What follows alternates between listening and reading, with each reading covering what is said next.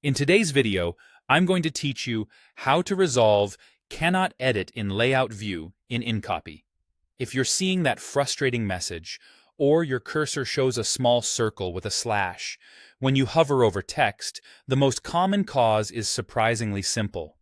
You're not using the text tool. In InCopy, layout view lets you edit right on the page, but only when the correct tool is active. If another tool is selected, like the Note tool, the Hand tool, the Zoom tool, or even a selection tool, you'll be blocked from placing a cursor inside the text. Here's the quick fix. Look to the toolbar, usually docked on the left side of your screen. Find the Text tool. The icon looks like a capital T. Click it to activate. If you don't see the toolbar, open it from the window menu by choosing Tools, then select the Text tool from there. You can also press the T key on your keyboard to switch to it instantly. This is the fastest way to make sure the right tool is active as you move between tasks. Once the Text tool is selected, move your cursor over the text you want to edit. The cursor should turn into an I-beam. That's your visual confirmation that you're in the right mode and positioned over editable text.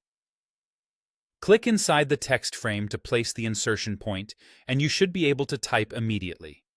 If you still see the prohibited sign, double-check two things. First, confirm that the text tool is still active. If you clicked elsewhere or pressed a different shortcut, InCopy might have switched tools without you noticing. Tap T again to be sure. Second, make sure you're clicking inside a text frame, not on the edge of the frame or on a graphic nearby. Zoom in a bit if you need precision, then click squarely within the text area so the I-beam appears. A few quick tips to keep your workflow smooth. Get in the habit of tapping T before you edit. It's a tiny shortcut that prevents a lot of confusion. Watch your cursor. I-beam means you can edit.